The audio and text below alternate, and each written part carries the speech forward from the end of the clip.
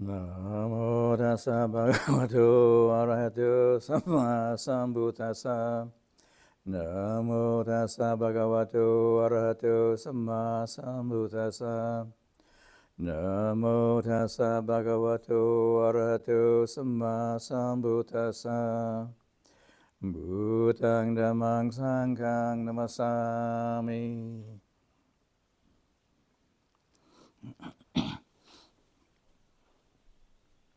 So this is the ninth session of the Rains Retreat 2025.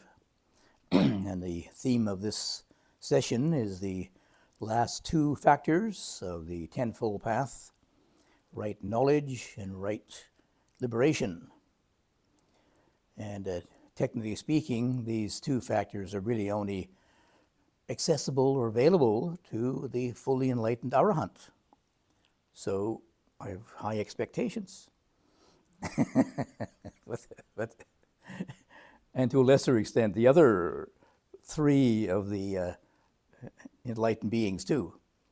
But only the Arahant really has, perfect right knowledge, perfect right liberation. The other enlightened beings, say stream enterer up to once return, non-return, they only have partial right knowledge and partial right liberation. And the rest of us, I don't know. I think if we say the Arahant has 100% liberation, maybe the stream enterer only has 25%. So, and then below that, what's your rating? Are you 20%, 15% liberated?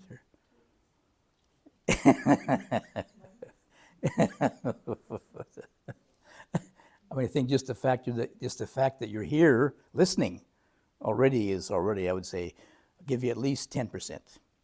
Okay. And for those who've been here for 2 months, maybe 20%. Oh, 15, 18% maybe.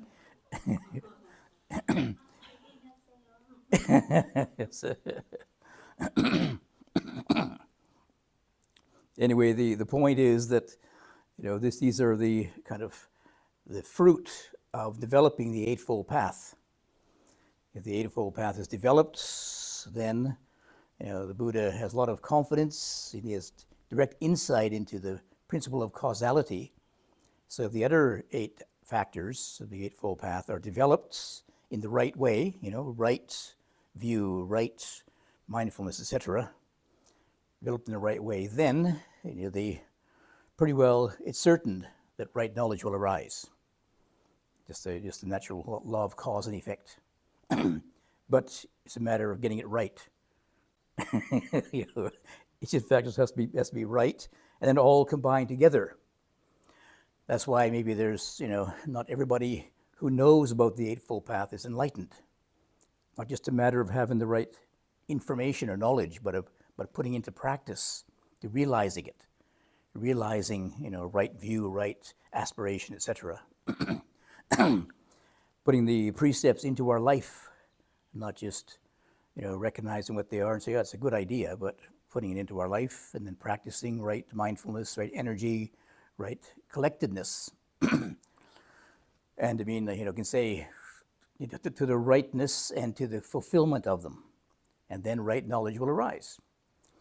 And maybe it's better to say, you could say this is right knowledge is right insight knowledge, because the whole point of the Eightfold path is to lead to a direct insight. Sometimes translating that word jnana as knowledge, a bit misleading, I think, because most people think of knowledge as just information, right? You go to university and you get your knowledge, but in Buddhism, this right knowledge means actually insight knowledge.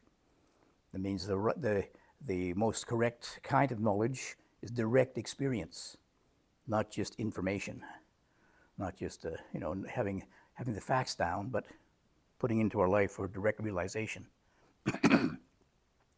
So anyway, to keep it simple, the right insight knowledge is the realization of the 3 characteristics.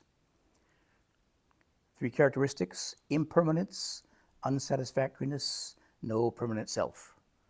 Anicca, dukkha, anatta. And then developing, like I mentioned about the practice of mindfulness. And in mindfulness, one of the exercises is to give attention to arising, passing away, right?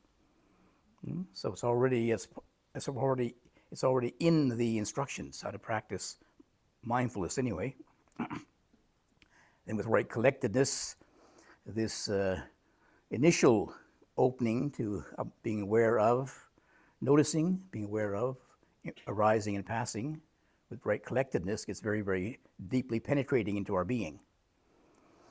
The three characteristics, the Buddha said, are the characteristics of reality. That's the Dhamma, the way things really are. But the nature of the self, if you haven't noticed, is seeking for permanence, happiness, and self, right? Do you notice it's exactly opposite to reality?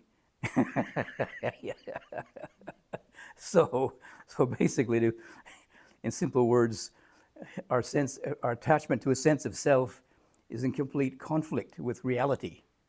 That's why we suffer. And to even top it off, I would say the self, because it is so clever, and it also is, it's based upon self-preservation. Self wants to preserve the self, so it even prevents you from seeing the reality. That's what delusion is. So we try to acknowledge what reality is, and we get blocked. Until we can develop the Eightfold Path, helps us to kind of circumvent the natural defense mechanisms of the self. If you remember last Tuesday, talk about right collectedness. And when the mind calms down to some degree, you notice a lot of those defensive reactions don't happen. Normally, our mind is already judging, analyzing. We notice for a millisecond something, immediately we jump in with, oh, that's good, that's like this, I like that, I want that, analyzing it according to my self-view of things. To keep saying, oh yes, you see it right, yes, you're right, yes. Of course you're wise and intelligent and blah, blah, blah, blah.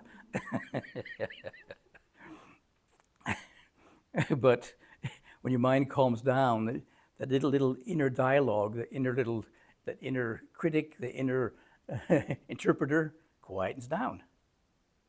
You notice that? Yeah, hopefully. Yeah. On Sunday night, maybe, if you're meditating, quieten down a little bit. Yeah. So you begin to see a little bit more clearly.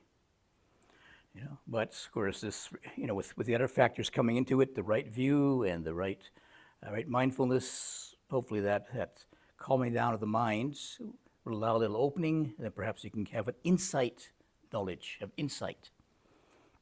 For example, the nature of reality is impermanence. But how often do we see it? It's here all the time, right? It's here all the time. But why don't we notice it more often? Just when something, sort of surprises us, you say, oh, gee, impermanence. Yourself tries to get control of it by interpreting it and saying, yes, I know impermanence, I know all about it, yes. But then take it home. Ooh, that's impermanent, but not me.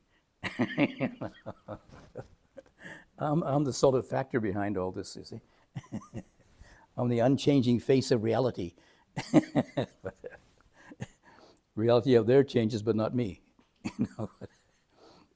But if you are being more aware of, objectively aware, mindful, and objectively aware of, say, your feeling or your body first.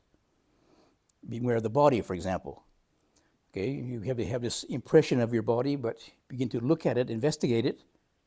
Gee, different every time, huh? Yeah, what was it? This morning, I guess, after picnic day, I went for a long walk. Woke up this morning.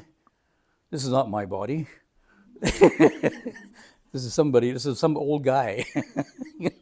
This is not me. This is this old guy, aching and stiff muscles, and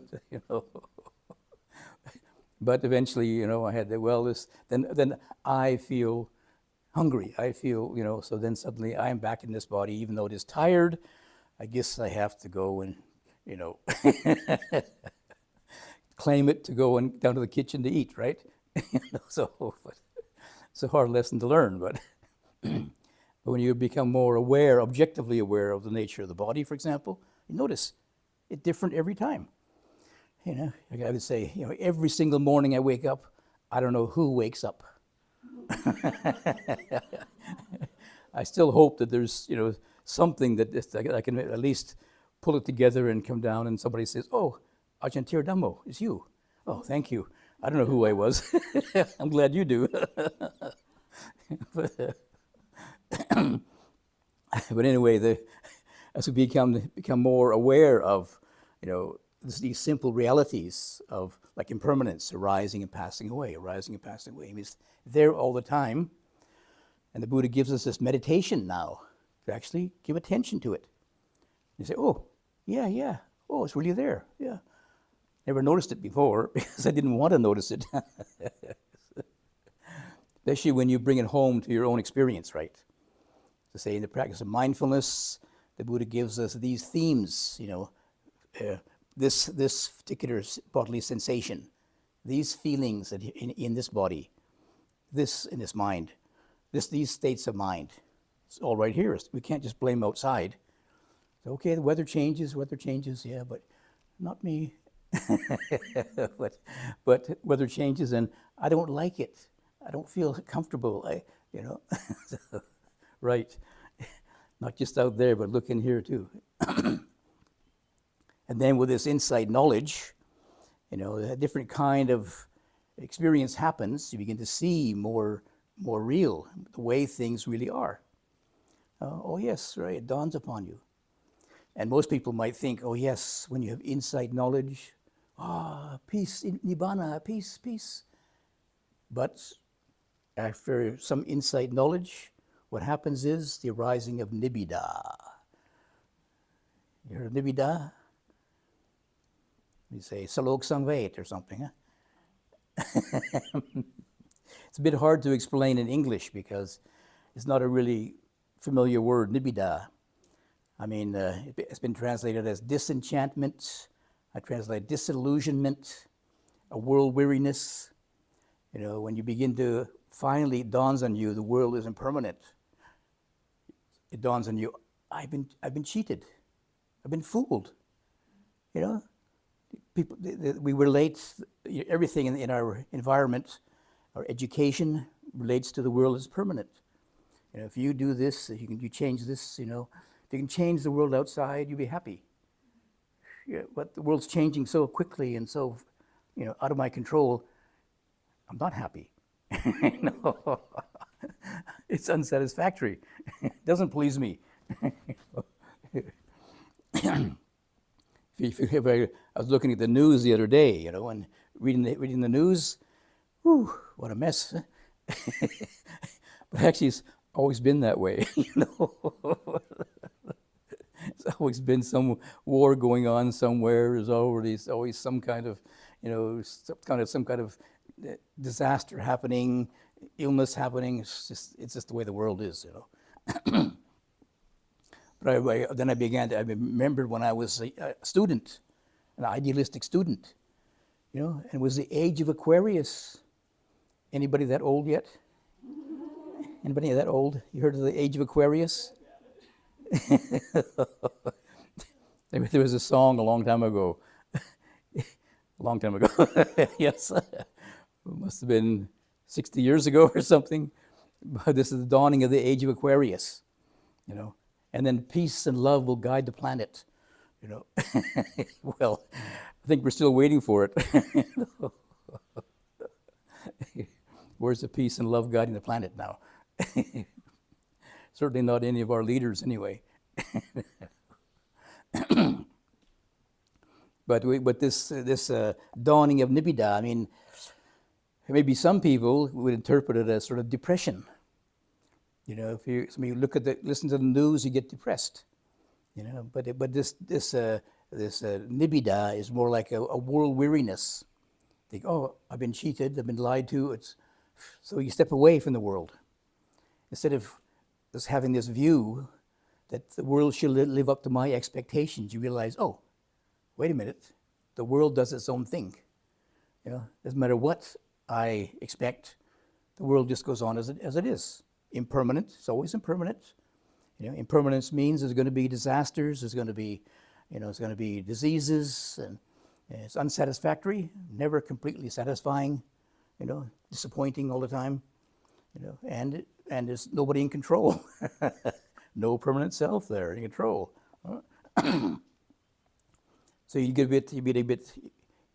change your attitude and think, oh, rather than looking for happiness outside, basically, I can't change reality. What I can change is in here. If I'm out of harmony with reality, I can't change reality to suit my view of things, but I can possibly change myself, my attitude to relate to reality. So then you get dispassion. Dispassion means you're not so passionate about having your desires fulfilled. You realize, oh, I have to now receive, open to the way reality is. Most of us are still trying to fit reality into my expectations. So I thought of a new ailment called EMR. Expectation meets reality. It's not COVID, it's EMR. It's going around. Expectation meets reality. So as we become more aware of reality, impermanent, unsatisfactory, no permanent self, then, okay, I can put down my expectations. I can open to how reality really is. And it's a different approach, because most of the time we were trying to, coming from the point of view of I, trying to make the world fit my perception. But now we have to surrender your perceptions, let go of your perceptions, and open to reality. It's a giving up, a letting go. Still with me? I'm not here to sell anything. This is where Buddhism is not a great salesman, because you have to give up yourself instead of increasing yourself and getting a bigger ego and being more successful and all this. You have to give up yourself, your attachment to yourself. So right liberation then will happen after dispassion. When you give up, when you realize, oh, rather than try and get the world to live up to my expectations, I'm not passionate about it anymore. I'm just open to reality, to receive it as it is. And that's liberation. Liberation usually is put in terms of, attaining these 4 different levels, right? Stream enterer, the 4 levels of awakening. Stream enterer is in the your right-hand column there. Once returner, non-returner, arahant. But the irony is that you get to these different levels of awakening by giving up the fetters. And basically we say giving up your attachment to the sense of self. And the sense of self is maintained through these fetters. Like the very first one, identity view. Yeah. Identity view means I have this view, I have this belief that there is an I, identity, a solid me behind everything. Okay, I can accept, the body's getting old, but my eternal soul will be there forever. That's a very subtle identity view, you see. Most people are still glamorizing their body, you see. And look at all the effort they go to, the whole cosmetics industry, the whole fashion industry, beautifying your body, and if you just looked, you just could Now they have these apps you can get, fast forward aging stuff. Have you seen them? Yes, yes. Somebody showed me one time where you have a picture of yourself and then you fast forward the aging process and then all the wrinkles come and you, oh, here I am trying to dress that up. It's hopeless. Probably most people will have an unaging app. Yeah. It'd be more popular, wouldn't it? Yes. Go back to when I was only 20. Yes. Put that on my Facebook page. So he says, that's not really you. It was me, but in a different lifetime. It's not me today, but that was me, long time ago. So identity view is this belief that there is some fixed permanent self there. But as you begin to observe more carefully the nature of, what is yourself first? The Buddha says these 5 groups of grasping, right? Body, feelings, states of mind. You can say the 5 groups of grasping are the body, the feelings, the three states of mind, 3 kinds of mental activity, the sanya, the recognizing, the sankhara, mental activity, dominated by will, and then vijnana, or consciousness, or knowing, those 3 aspects. And we can say, for mindfulness, we can say it's body, feelings, you can say states of mind. Keep it simple. If you're really observing those, begin to see where is, we just have this belief. It is just a view, identity view, sakkaya ditthi. It's a ditthi, it's a view. It's not a reality, it's just a view. When you really begin to look at what you take to be yourself, what it's always changing. Feelings are always changing, the body is always changing. States of mind, my goodness.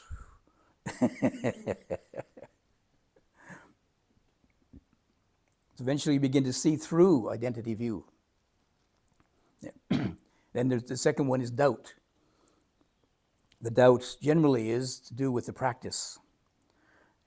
So we have doubts about what we're doing. I mean, there's so many different, philosophies around, religions around even. What do you follow? You follow the Buddhist teachings and maybe you have some experience, some fruit of your experience of practicing it, and then, doubts go away. And the third one is the attachment to practices. It's the first 3 of what they call the 3 fetters. Those 3 are the ones which are overcome, they fade away with the first realization of stream entry. People might be confused by that one because attachment to practices, well, you already just did the Eightfold Path, right? So it works.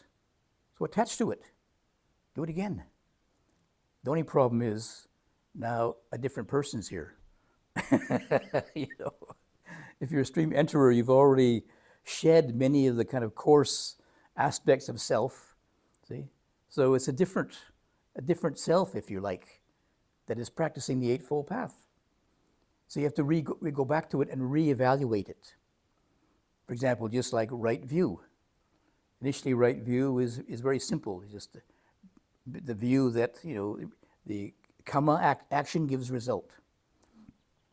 But now you begin to see it a different way. This action gives a result, but now it's more processive.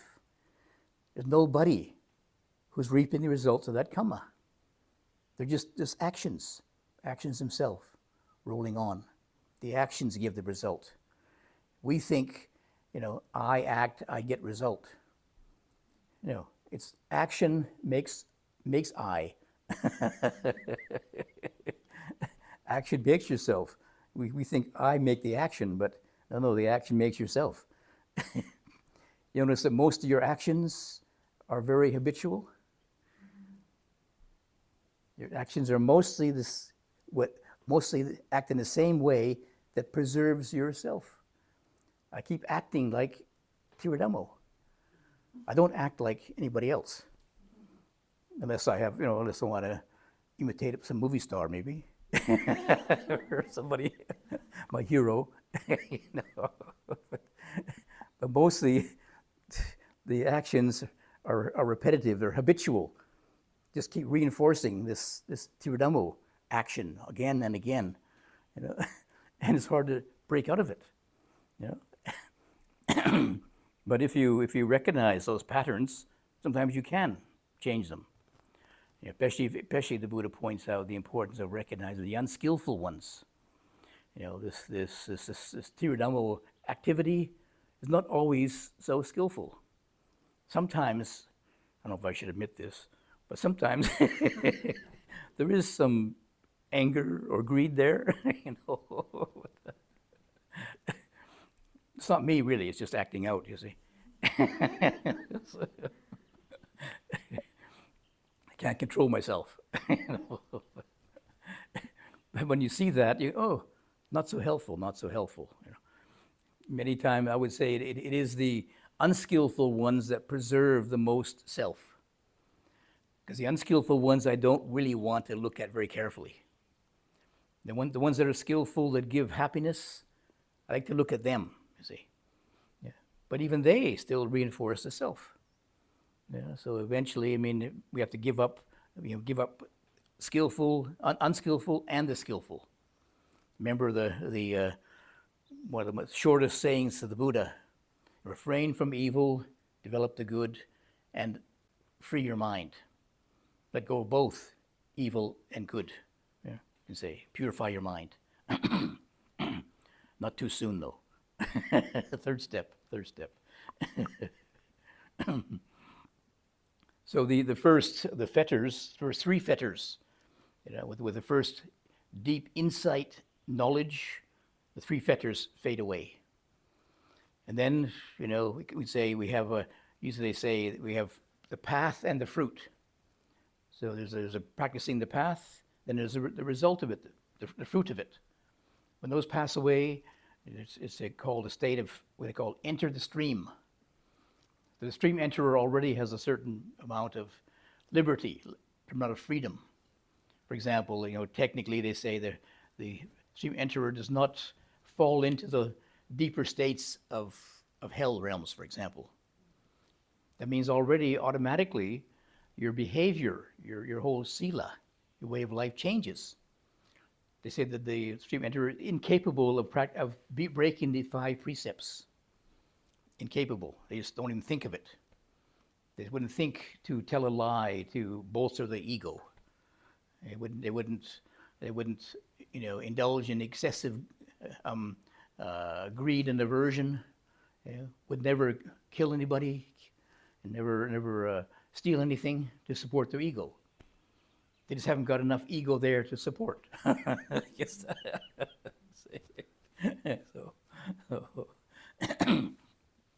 So their level of freedom already is a certain degree, 25% of pure liberation. Yeah. Even that's pretty good. You see, you don't fall into don't have really strong passions that will drag you into the deeper realms of hell realms, for example. So they're already have quite a bit of equanimity, evenness of temperament, not prone to extremes of passion, greed or aversion. So they're free of it. It just doesn't happen. But and so there's a certain amount of stability in their life, although they still can make mistakes. You say the stream enterer still can get reborn as a human being, and the human realm is still a little bit dangerous, right?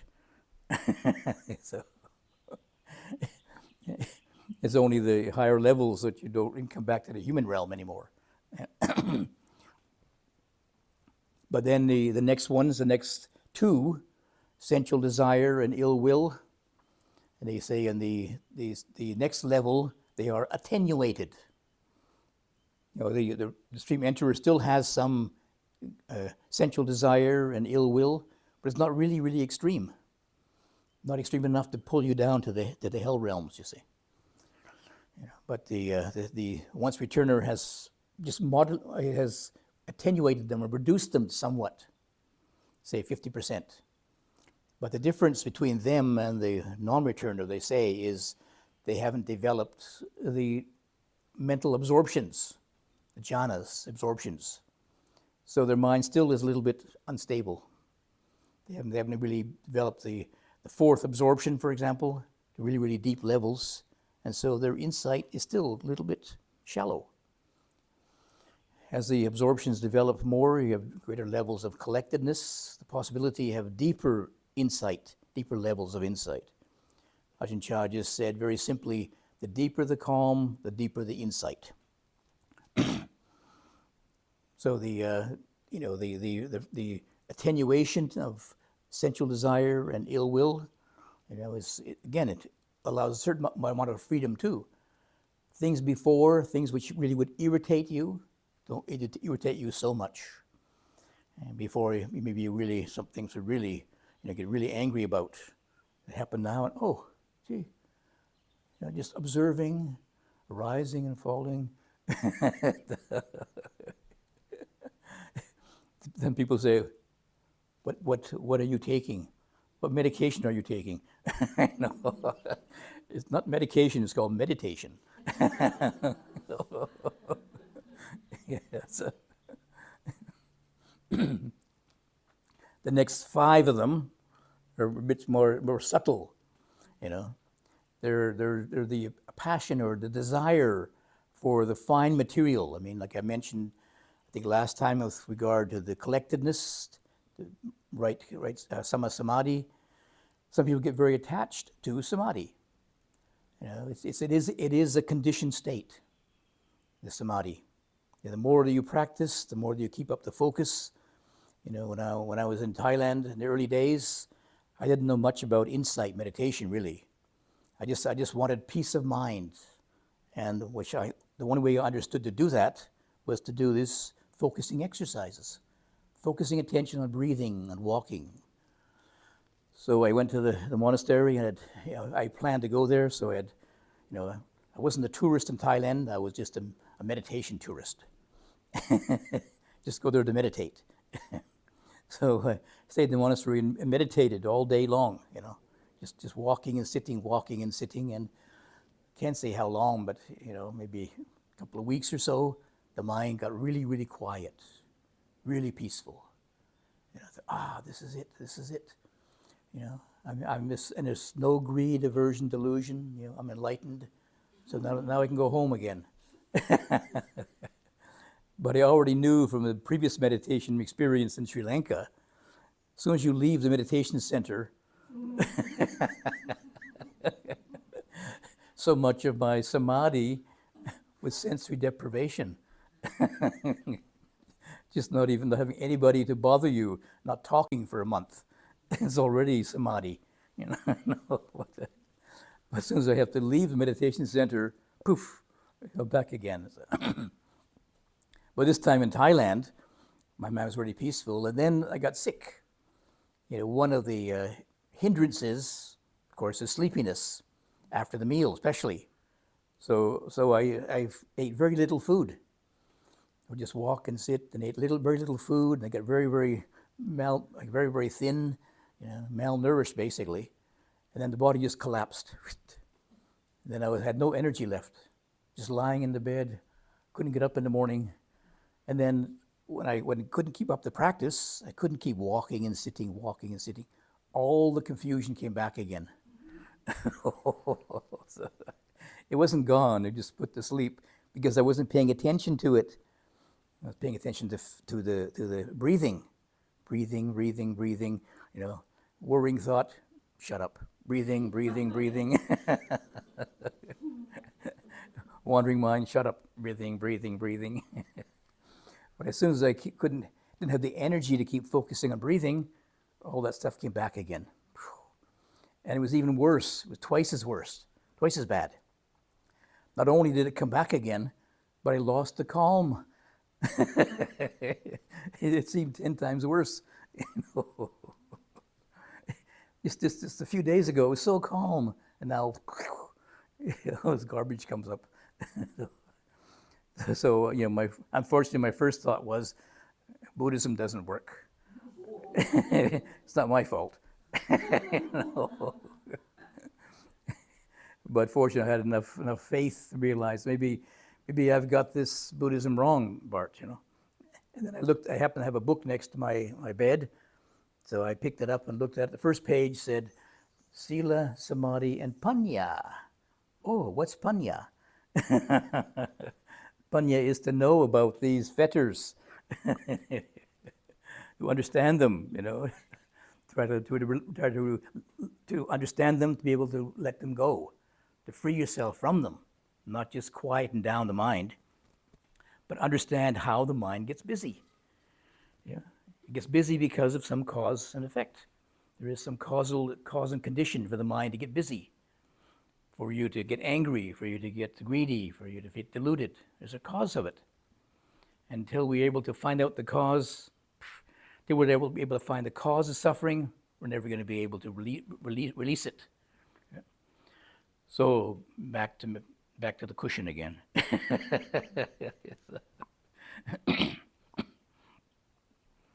So it was very peaceful for a while, but then, realized, there's some part missing here. So some people who are good at samadhi practice, they can get very attached to it. I remember there was several people I met in Europe, for example, who they had to work at it. They had to work at samadhi, but they go back to their life, and then after a while they come back to the monastery again, run to the meditation hall, and sit there.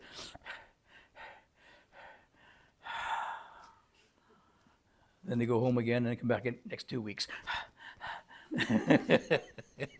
It's like it's like an addict, a meditation addict, So, but it did help them, of course. But they didn't learn the insight part, the wisdom part. You see, take some of that calm into your ordinary life and investigate why you get so wound up, why you get so disturbed in your ordinary life. And if you can find out that, you can release it there, and then you come back to the retreat again, or meditation again, you have a different level of calm. Ajahn Chah kept emphasizing again and again the all-round practice. Take your meditation experience, your state of mind, into your everyday life. And mostly it's in your everyday life where that sense of self is lurking. Everyday life is where greed and aversion, delusion is lurking, right? Come to the meditation hall and sit down. You leave greed, aversion, delusion with your shoes at the front door, right? No? Don't bring it in here, please. There's a sacred space here, only for calm minds.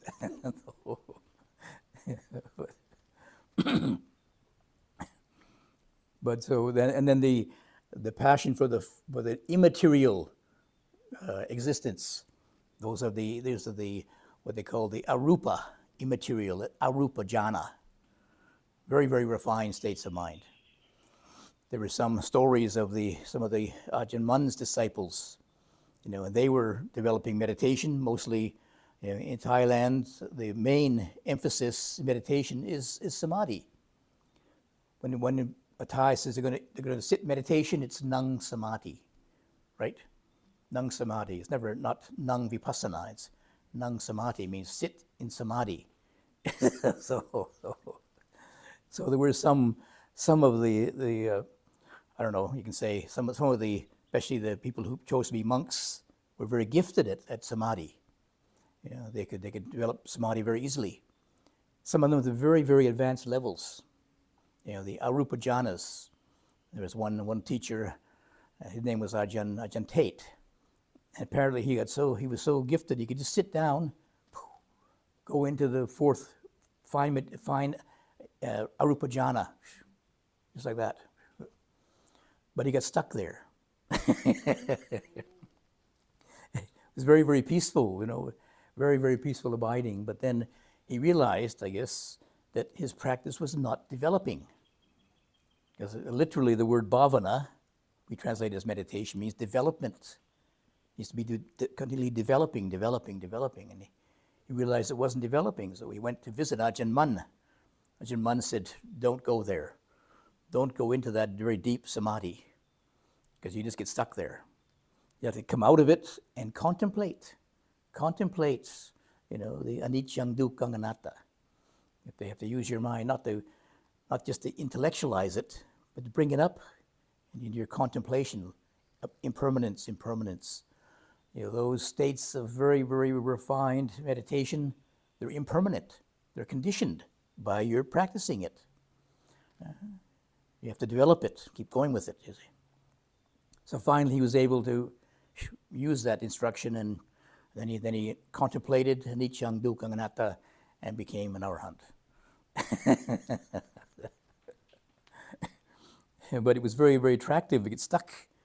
And even one of the teachers who Ajahn Mun instructed, he said that, if he was an ordinary person and Ajahn Mun had, dragged him out of this very refined state of mind, he would have killed him. It was so beautiful and so peaceful. And Ajahn Mun is kind of berating him and saying, "Don't go there. Don't do that. Don't do that." Like slapping his face. Don't go there. Don't do that. Don't go in such refined states of mind. He said it was so beautiful. It's like somebody just stole my toy away from me. But then, of course, once they have realized the right path, developed insight, they still have access to these fine material absorptions. Even the Buddha was enlightened, fully awakened. He still meditated every day. He said, for a peaceful abide in deep states of meditation. So it's still possible, but then with the right understanding about enlightenment, one has freed oneself, when liberated. You say it's a refinement of the mind, the absorptions, but with liberation. They call it there's Ceto Vimutti and Panya Vimutti. It means Panya Vimutti is liberated by wisdom, Ceto Vimutti is liberated by the mind, by samadhi. So some of the monks are able to do both of them. Some are only able to develop the liberation by wisdom, by the insight knowledges, you see. And the last three of those, restlessness, conceit, and ignorance, those are the very, very three subtle fetters which finally the arahant is able to transcend. Ignorance really at the very end, because the ignorance is the opposite to right knowledge, perfect right knowledge. Otherwise, we still have a little bit of ignorance. Even the non-returner still is only 75% wise, and still 25% deluded, ignorant. You see. And one of the last to go is conceit. Because even the non-returner still has has a lot of wisdom. There still is some conceit there. There's some stories about, there's one, I think it's from the commentary. There's one Ajahn. He was very, very advanced in meditation and in his attainment, and he had a very gifted disciple. And the disciple one day, when meditating, realized his teacher is not an arahant. And this is a bit of a problem, because the student can't go to the teacher and say, "Hey, Ajahn, you're not enlightened here."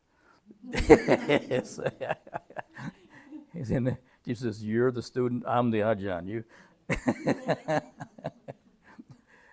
But the student was very clever. He thought he'd find a way to kind of let the Ajahn find out himself. So he went to the Ajahn. He said, "Oh, Ajahn, I hear you're very good at developing meditation." Yes. You can develop mind images. Oh, yes, of course. Can you develop an image of an elephant? I said, "Oh, yes, I can do that." So he developed this mental image of an elephant.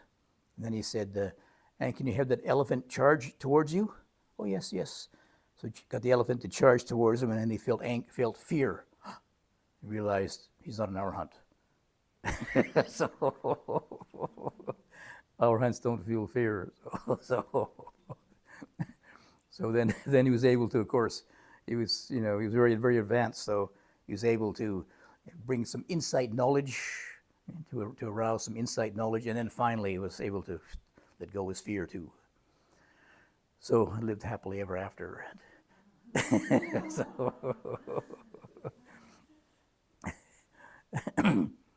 So still, he still had some degree of conceit there, of a sense of self.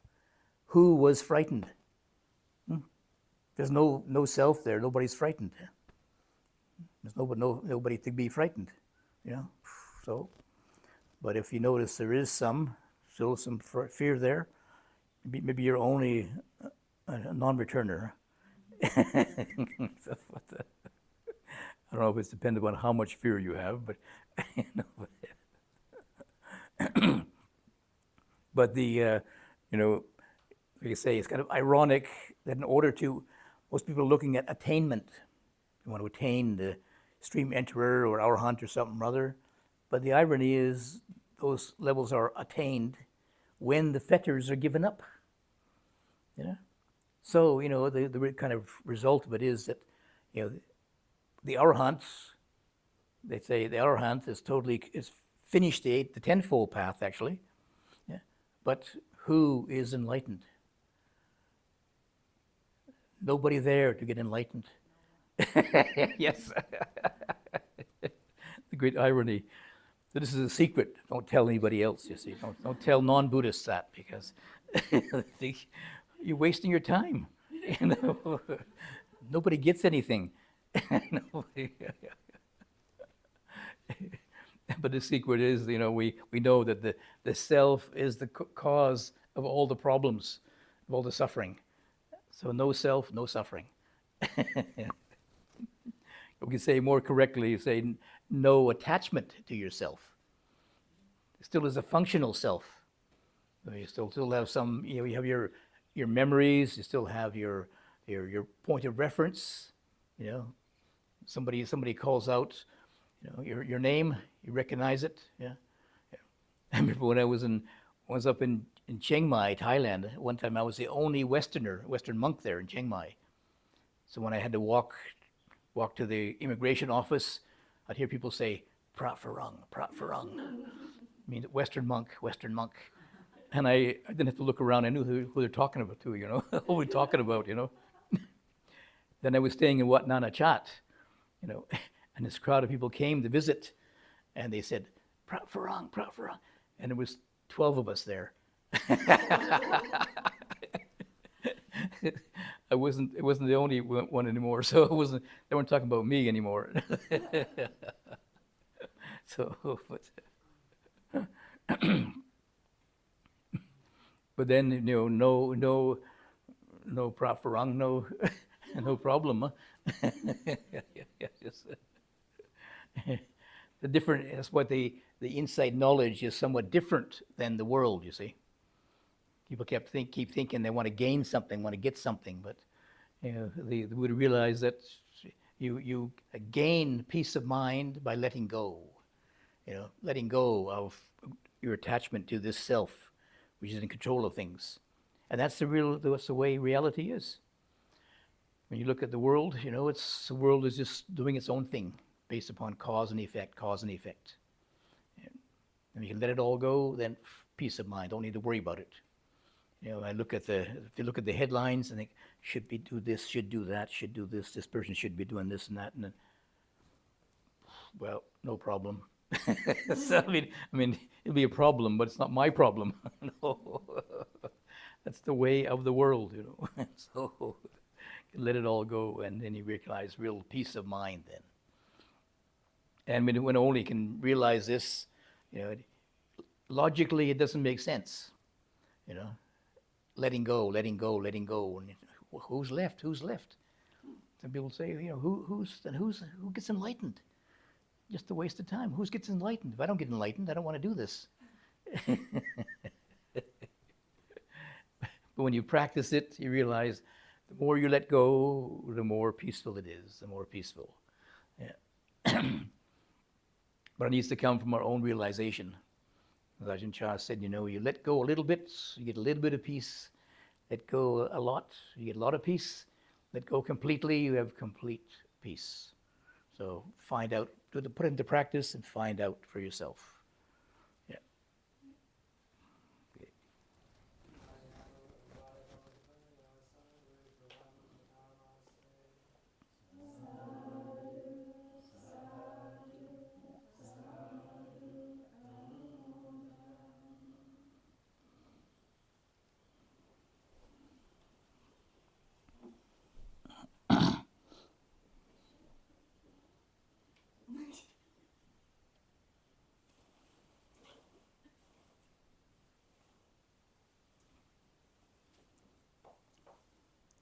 So any questions? Oh. Really liked your presentation that there's attachment to practices. Often, I've only heard that there's attachment to rites and rituals in the past, which on a surface level, like that makes sense. You'd be beyond that, but this is more like a growth kind of thing. So I like that. Because you will need to adjust as you go along. Yep, yep. Different capabilities and things, so it's more applicable the whole way through. Yep. And what's usually we have some kind of technique to practice with. Something works for us, maybe, contemplating impermanence, for example, or something, some kind of practice. But then maybe after a while it doesn't work anymore. You kind of fool a certain level of self, seen through that. It's game, as it were, but then it has a new game to play. So you got to find a new way to relate to it in a more skillful way. Yeah. And interesting enough, in the Pali, this is sila bata. Sila. You think, oh, don't attach to sila. But sila also means our behavior or conduct. See, so don't attach to your old habits. Don't attach to your old conduct and behavior. See, so the behavior you used before in your practice, that's already it's had its usefulness, but now you need to find new. Like it's referred to as skillful means, upaya. Trying to find more skillful means to deal with different levels of, it's like in the hindrances, they come at different levels. You see, so you can practice certain techniques to get over certain levels of hindrances, but then once that's passed, a different level of hindrance comes in. You get rid of restlessness and then you fall asleep. You get through the coarser kinds of anger, and there's more subtler forms of anger you have to try to be aware of and work with. You see.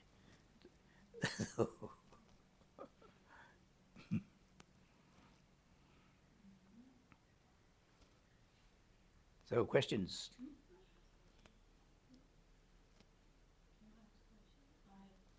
Not related to this, but I think I missed a lot of classes. But I was wondering about the senses. When we talk and listen, very obvious we use our hearing sense. How about when we do like when we chanting, when we in meditation? Is there also using, even in silence, is there also using the hearing faculty? Using hearing. Using hearing. Yeah, the question is, use what faculty? Like when you Yep. when you do Buddha, but silently inside. Yep. Is there also using hearing, even though it's silent? Just, I don't know, silly, but Yeah. I mean, it's more mental. It's in your mind, But I mean, you have your mind sense. There's no physical impression, but there is a mind impression.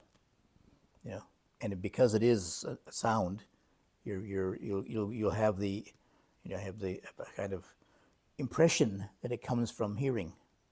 Yeah. But it's actually your mind sense. There's 6 senses, you see. So even there's no physical contact at the ear, but you imagine it in your mind that it is in your mind, because it's in your mind, so you imagine it. I mean, in your mind you have images. You don't see them, it fits with your eye, but you have a mental image. So it's like, oh, I can see this image in my mind, right? But I don't physically see it. Yeah. That's why the Buddha had the mind as a sixth sense. See? So there is, you imagine, you can say you imagine or have a mental impression of sight, sound, smell, taste, touch, but maybe it's not physically present, but you have it in your mind then, as a sense too. Yeah. And also the drive to do the chanting, is it also from the mind faculty? So I mean, so basically, if I practice the chanting inside, I don't use the physical sense, I use the mind sense. Yep. But you still, I mean, I would say, with the chanting, you still have a certain will to do it. Yeah. So the will is still associated with the self. You see, there's still a subtle self saying, "I'm doing it." Yeah. I'm chanting. Sometimes it can go automatic. Yes. Sometimes yes. Yeah. But there is usually there's a subtle sense of self in it too. So I mean they say that with those are what the Buddha calls the anusati, the recollections, recollection meditation, or the 40 meditation objects. There's recollections too of a meditation object, but with those ones you can only attain to the first absorption. You see. You can't attain deeper levels of collectedness because there's still vitakka vichara there, you see. So vitakka vichara is the first absorption. The second one is no more vitakka vichara. They call it the silence of the mind. Yeah. So I mean it's okay. It's good at the first level. I mean, being very, a lot of teachers they use, like in Hindu tradition, they use mantra chanting. It can be very powerful focus, but it can only get so far as collectedness goes, you see. Maybe sometimes it can go into, the chanting itself becomes a nimitta. It becomes a vision, a mental impression. See? And then maybe it can go into the second absorption.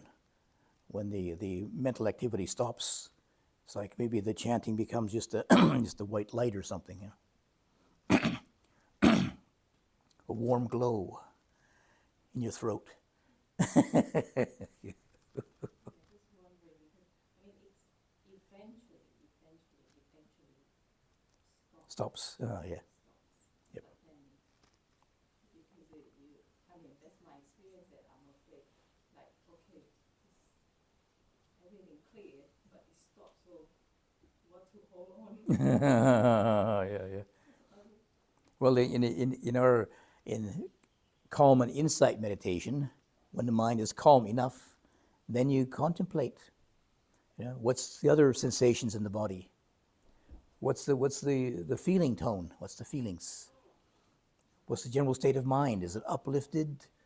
Is it energized? What's the general state of mind? Yeah. So you bring in the contemplations of mindfulness then, and then ideally you can begin to see them more clearly then. Yeah. That's why it was a bit confused now, because I use that because it's so, it's very powerful. Yes. Yeah. The mind can cut in, but once I release, I start. Yes. Yeah. That's the other side of it too. That it's so any kind of artificial means like that. It is after a while. You get so kind of conditioned by it. It's hard to function without it. There was somebody who came to our monastery in Switzerland, and she was based. She had a Hindu practice, doing mantras. And one time, after a few days of the focusing, I said, "Now let go of the meditation object." And she was totally lost. She just couldn't meditate without chanting. It was actually the chanting was meditating her. And when it stopped, she was lost. Didn't know what to do. So, I didn't lost, I mean, but I did yes, notice yeah, that yeah, like a lot of like the thought, when chanting, the thought can go very fast. yes, yeah, When I yeah, stop, yeah. I can get drift away very quickly and come back, drift away. Yeah, yeah, yeah. So I think probably it's time for me to change. I'm just thinking about but I want to understand more Yeah. about the hearing. Is that I'm using the sense of hearing, but sounds like not because I'm not. You're not hearing. Yes, yeah, yeah, yeah, yeah. You're imagining hearing. Yeah, yes, yeah. So, Paul, if we get to the mind really calm, most of the time noticing the world outside, the world inside, I can see all my thoughts come with the senses, and now I'm just connecting between the mindfulness and reality. Only like my mind when I say noticing and pass, noticing and pass. So I live most of the time in the present moment. Not really confused or upset or annoyed or anything. I'm just present moment most of the time. And sometimes, because of present moment, I really don't know anything around me. I'm just what in front of me. Very pleasant. The mind doesn't go back to the past, neither future, no expectations. Most of the time, it stays the same. Just calm like that. And I feel joy inside. I don't know what's wrong with me, but just like that. Just noticing and pass, noticing and pass. Is that correct to practice? Yeah. And you never get disturbed? Sometimes it does, but it took a few seconds and it passed. Ah. It doesn't stay. Mm. Yeah. It got some irritation there, some upsetting there, but it passed really quickly. Couple seconds. And then, okay, that's all. The mind doesn't stay in that mood at all. Mm. And it's back to neutral level again. And it doesn't like that all the time. I used to be like that all Yeah. the time. Yeah. Yeah, it's peaceful abiding, yes. If you get, certain patterns keep emerging, like an annoyance of certain things, it might be useful to investigate a bit further. Investigate what's the cause of that. What's behind it. Yeah, it keeps recurring again and again. You see, rather than just ignore it. You see, and go back to the peace. But it's important to have a certain level of calm too, to be able to see it more clearly. You see. Yeah.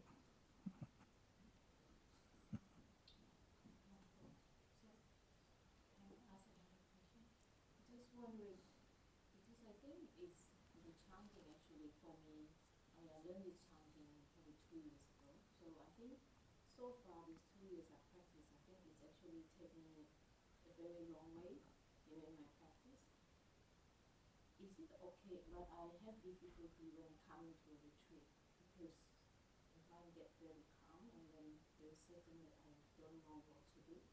But on my daily life, is it still okay to practice this chanting because it's just very quickly to bring me into the calmness and stillness?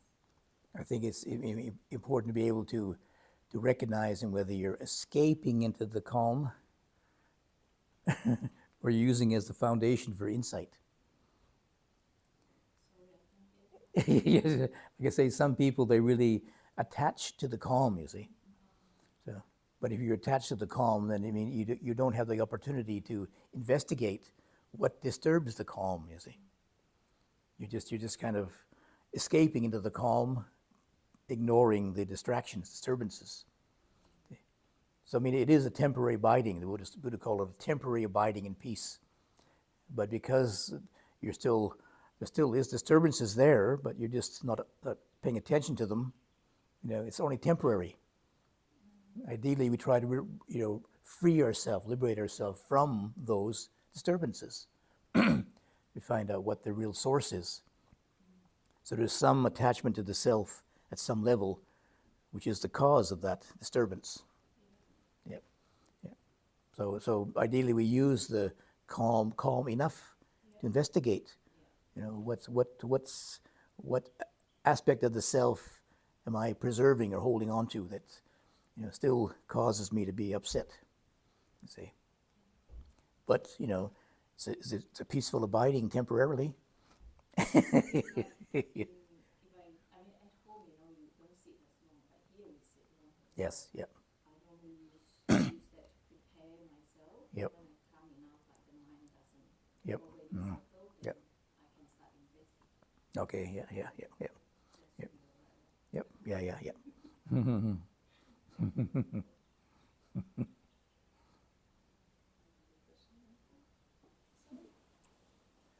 If someone has an insight into the three characteristics, you know, it's quite shocking. Do you think, or is it your understanding that instantly their way of being in the world is more skillful, or is there some sort of integration needed, do you think, having seen those things so directly? Because, yeah, in my mind, I feel like it could be quite a shock. And Yeah. you might have, you know, That's what this, that's why it's called nibbida, you know. The nibbida is this, there is a certain degree of a shock, but there's also a release, like dispassion, you can say dispassion then. You know, there's a release that, okay, I'm not so, you know, upset about it anymore. My disillusionment, my disenchantment, you know. So there is a little bit of a relaxing, release in it too. Most of the time the shocks, there's sort of a contraction, you see. But this is also a release, you know, also comes into it. And in that release, there is this, then it starts, it shifts into liberation then with the release, letting go, you know. So, you know, it's a kind of a, I guess you could say that's the integration part of it, realizing that it's, you know, there is a bit of a upset, disillusionment, you know, but then you get used to it. You think, oh, but that's the way it really is. That's the reality of it, and you can relax into it.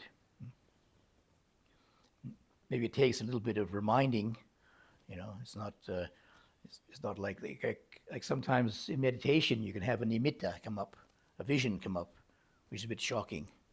Yeah, but then if you reflect, it's just a state of mind. It arises and passes away, just state of mind. You know? Some people, they jump on it and say, oh, you know, this means that I'm going crazy, or this means that I'm enlightened, or blah, blah, blah, you know.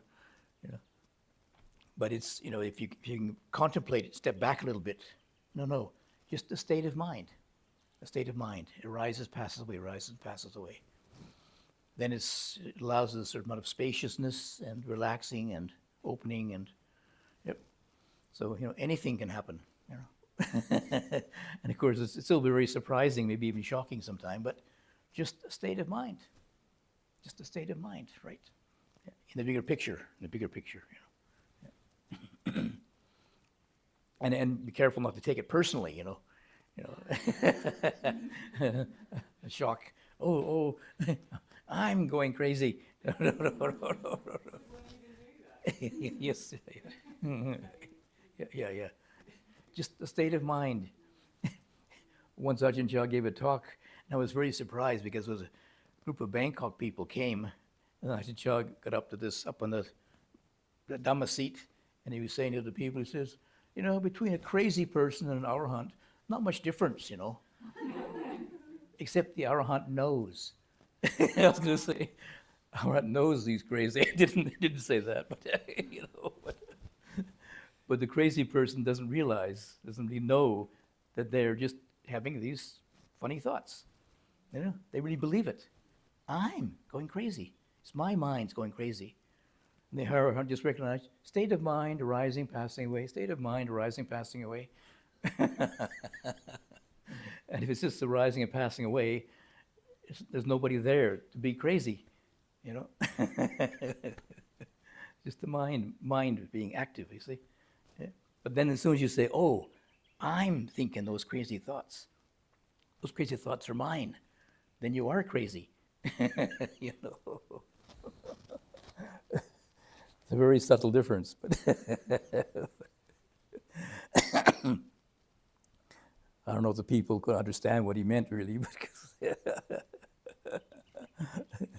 wasn't your normal Dhamma talk when you go from a group of people going to the monastery for the first time,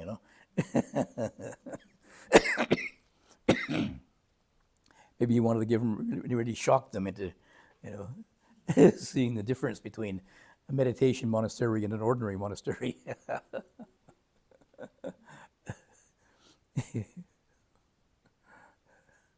I'm going to go out there and say it. When Paul was talking about craziness and this kind of stuff, there was a moment in time where I had what would be considered a breakdown, and I lost a lot of like craving.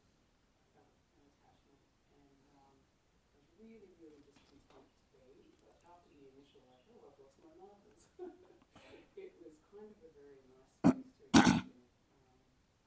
And that went on for a number of months, and it felt like there wasn't a lot of self. Mhm. That'll change eventually. But do you think there's a possibility that some sort of, spiritual emergence is, mental illness could be, just framed in a different way, even if it's just a taste? Mhm. I don't know. Mhm. Yes, there is a there is a group of people. They call it the Spiritual Emergency Network.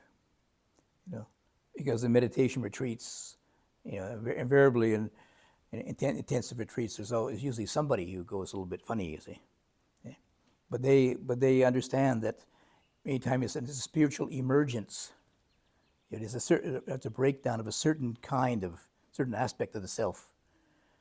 And if you be contained in a certain way, it can be very, very beneficial. It's very beneficial to people. But most of the mental health professionals, they don't understand that. You're not normal, so they give you drugs and try and make you normal, and don't really realize that this is a very, kind of potent experience. If handled in the right way, can be a spiritual emergence. A new kind of a self can emerge out of it.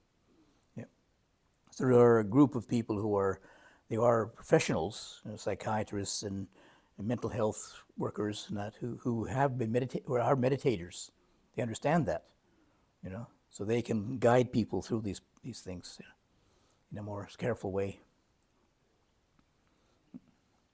But it needs careful handling too, because it can be, some people are very, very fragile that time, you see. So if they're not really carefully guided with it, it can be, dangerous for themselves. And Just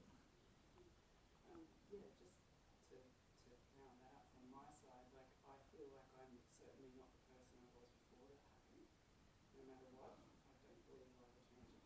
Mhm.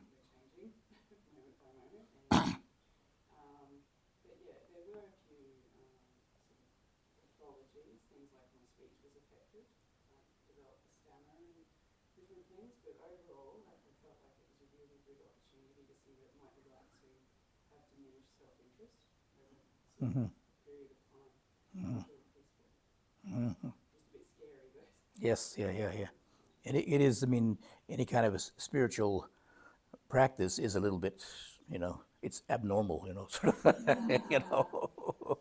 it's a, it's altered states of consciousness, you're exploring. So, so, but in religions, if they have that context, we have this context of, with the certain rituals, the sila, grounding in sila, and the rituals, and the teacher available, and then it's a very more contained and supportive environment for that exploration of altered state of consciousness. You see, ideally, yeah. But especially if people are, how you mentioned, if they are developing, more advanced states of collectedness, it's very important to have a teacher there, because all kinds of unusual things can happen. If they don't know what the context, they just call the ambulance. Call the man who's been in with the straitjacket and take you off.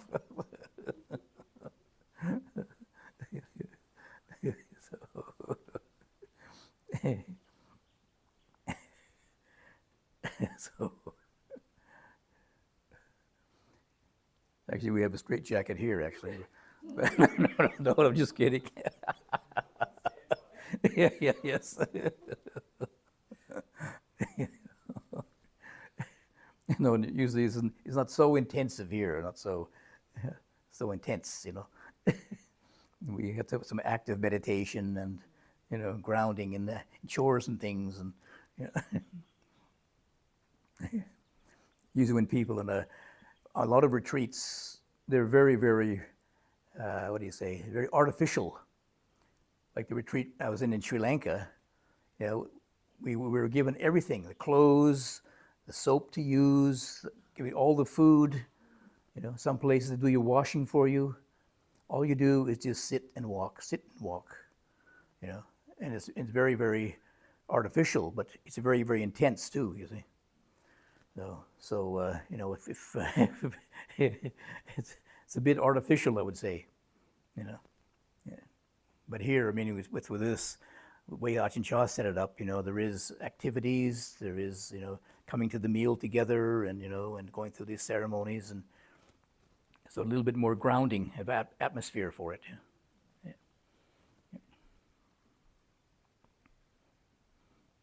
So we've had very, very few incidents here, right? Of course, I don't know what happens when you go home, but I was had a major breakthrough about 10 years ago. I was mad basically. Before that breakthrough, I had a very, very different lifestyle. And then I heard about a retreat in Sydney for 7 days. I enter, I never meditate. And that retreat was 5 hours sitting a day, 5 sessions a day, bowing and sitting, bowing and sitting. And after day 5, something wrong in my mind. I never come back to that lifestyle again, ever. And ever since I trust the triple gems and never leave the cushion. I live my life really grounded in very high mindfulness. At that time, the day that that morning will break through, everyone look at me and say I was so different. So different. And I felt different. My whole mental state, the whole idea of my family, the war in Vietnam, the memories, the mistreated by my sister, and the whole mental pollution was completely shift after that retreat. Ever since I'm not the same. I'm a lot happier, more grounded, and a lot of joy. And I really trust the triple gem 100%. Ever since I've changed, I thought that was good change. No need to go to mental hospital. Yeah, and then for last 10 years, different time, I have different experience.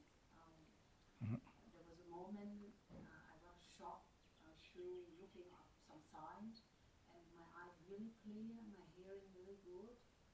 And I think the Buddha teaching still appearing today. And everything I do basically now is just for the triple gems. I don't know if that's good or bad, but Yeah, good for us. it not just come to the water. Yeah. Nicer, but Yeah. work too. I'm just more accepting, more easy to tolerate. Yeah. That's the main thing, is be able to integrate it, you see. Integrate it into your life. It's when people can't integrate it that they have to be, institutionalized, have to be looked after, because they can't integrate with reality anymore. So you don't know how many people there in the institutions are enlightened, but well, we wouldn't say that because they couldn't integrate it, you see. Maybe they've had a similar experience, but they haven't been able to integrate, so it's not, you can't say that they really are awakened, So part of them is still not in tune with reality yet. Yeah.